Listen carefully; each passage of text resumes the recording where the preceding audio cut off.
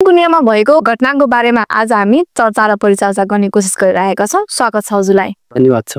हजुरलाई पहिलो प्रश्नबाट जोड्न चाहे, हिजो भएको तीनकुनेको घटनामा कसले जिम्मा लिनुपर्छ जस्तो लाग्छ हजुरलाई? हिजो तीनकुनेमा भएको घटनाको बारेमा चाहिँ राप्रपाले नै जिम्मा लिनुपर्छ। राप्रपाले चाहिँ किन जिम्मा लिनु? राप्रपाले किन जिम्मा लिनुपर्छ भने राप्रपाले खुद पार्टी कार्यालयबाट प्रदर्शनीमा चाहिँ सबै भेला हुनका लागि अनुरोध गरिएको थियो। दुर्गा परसाई भनेको हिजोको प्रदर्शनीको कमान्डर मात्रै हुन्, आदेश दिने मान्छेहरू अलग नै थिए।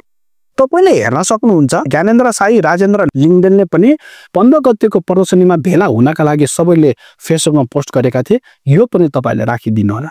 एउटा थियो समाजवादी मोर्चा र अर्को राजावादीहरूको दुईवटा प्रदर्शनीहरू भएको थियो। त्यो दुईवटा प्रदर्शनीमा हजुरले के चाहिँ फरक पाउनु भयो?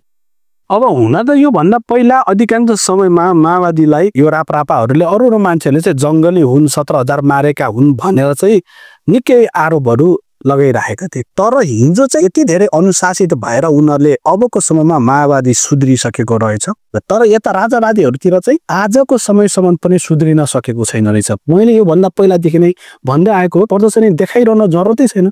प्रदर्शनी किन देखाउने? यदि साँच्चै नै प्रदर्शनी देखाउने हो भने अन्तिममा गएर देखाए भइहाल्यो नि। अहिलेको समय के देखाउनु पर्यो? न अहिले यतिखेरसम्म चुनाव छ, न के गर्नुपर्ने छ। मान्छे सबैभन्दा सुध्रिने ठुलो कुरा हो। आजको समयमा उनीहरू चाहिँ सुध्रिसकेको कुरा यहाँबाट प्रमाणित हुन्छ। यो भन्दै गर्दा हजुर माओवादीतिर प्रभावित हुनुभयो भने कुराबाट बुझ्न सकिन्छ। यो कुरा कदापि पनि होइन। किन यो होइन भने स्वतन्त्र भएर बोलिरहेको हो। आजको समयदेखि होइन, हिजोको समयदेखि नै स्वतन्त्र भएर बोलिरहेको हो। कुनै बेलाको समयमा काङ्ग्रेसले राम्रो गर्ला, त्यतिखेरको समयमा काङ्ग्रेस ठिक छ है, काङ्ग्रेसले राम्रो गर्यो भन्ने बित्तिकै म काङ्ग्रेस हुने त होइन नि। र त्यसपछि पछिको समयमा फेरि एमाले गर्ला, एमालेको बारेमा के राम्रो कुरा भन्ने बित्तिकै म एमाले बन्ने त होइन नि होइन। फेरि त्यस्तै गरी अहिलेको समयमा राम्रोलाई राम्रो भन्ने बित्तिकै मैले चाहिँ माओवादी नै हो भन्न त यो कसरी मिल्छ होला? यो चाहिँ मिल्दैन। हिजो भएको जुन घटना थियो, हजुर, एकजना हाम्रो पत्रकारको पनि मृत्यु भएको छ। यसमा एकदम दुःखद घटना छ र यसको मुख्य दोषी चाहिँ को हो जस्तो लाग्छ हजुरलाई? पत्रकार मर्नु दुर्गा परसाईलाई मात्रै जिम्मा दिएर यसले चाहिँ सम्भव नहोला। सरकारका सम्बन्धित निकायहरूले पनि यसमा के हकमा उनीहरूको पनि भूमिका रहन्छ। तर म चाहिँ यो आन्दोलनको बारेमा भन्छु, यो प्रदर्शनीको बारेमा भन्छु। दुर्गा परसाई सबै मान्छेहरूले दुर्गा परसाईलाई पक्राउ गर्न खोजिरहेका छन्। दुर्गा परसाईलाई पनि आदेश दिने मान्छे कोही अरू नै छ। त्यस कारणले गर्दा अहिलेको यतिखेरको समयमा दुर्गा परसाई मात्रै दोषी होइनन्। हो, उनले त्यहाँनिर प्रदर्शन गरेर जुन चाहिँ आफ्नो भिडलाई कन्ट्रोल गर्न सकेन त्यो चाहिँ उसको दोष चाहिँ हो। तर दुर्गा परसाईलाई पनि कमान्ड गर्ने आदेश दिने मान्छे चाहिँ अरू नै छन्। त्यस कारणले गर्दा यसमा चाहिँ राप्रपाले पनि जिम्मा लिनुपर्छ। यो चाहिँ क्लियर कुरा। के यो प्रदर्शनी गर्न आवश्यक थियो कि थिएन? एकदमै राम्रो प्रश्न गर्नुभयो। वास्तवमा यो प्रदर्शन गर्ने कुरा नै म सबैभन्दा म यसको विरोधमा हो। किनभने संसारको जुनसुकै देशमा जहाँनिर बढी प्रदर्शन हुन्छ त्यो देशमा कहिले पनि विकास भएको छैन।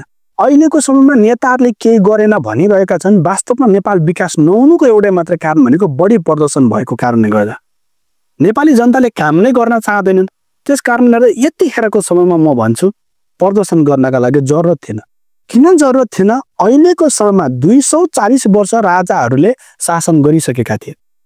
त्यो शासन गरिसकेपछि उनीहरूले चाहिँ के परिवर्तन गरेको थियो? त्यति धेरै ठुलो परिवर्तन गरेका थिएनन्। तर गणतन्त्र आएको कति वर्ष भयो? धेरै वर्ष भएको छैन। तर हो, अहिलेको समयमा नेताहरूले जनताले चाहे अनुसार परिवर्तन गर्न सकेको छैन। तर यतिखेरको समयमा नै राजा ल्याउँछु भन्नु चाहिँ त्यति धेरै राम्रो होइन। यो प्रदर्शन गर्नु चाहिँ ठिक होइन। म अझै विशेष गरेर चाहे माओवादीले, चाहे राप्रपाले, चाहे जुनसुकै पार्टीले प्रदर्शन गर्छ भने म त्यसको चाहिँ विरोधमा हुँ। हिजोको प्रदर्शनीमा के कस्तो घटना भयो भन्ने कुरा त हामी सबैलाई नै अवगत भएको कुरा हो। हजुर, जुन व्यवहार मान्छेहरूले देखाएका छन् के उनीहरू सबै राजावादी हुन् त? प्रदर्शनीको नाम दिन मिल्छ त? प्रदर्शनीको नाम चाहिँ यतिखेरको समयमा त्यति धेरै हो। कोही कोही मान्छेहरू प्रदर्शन गर्नका लागि गएका थियो होला केही हकमा। तर यी सबै मान्छेहरू प्रदर्शनी गर्नका लागि गएका होइनन्।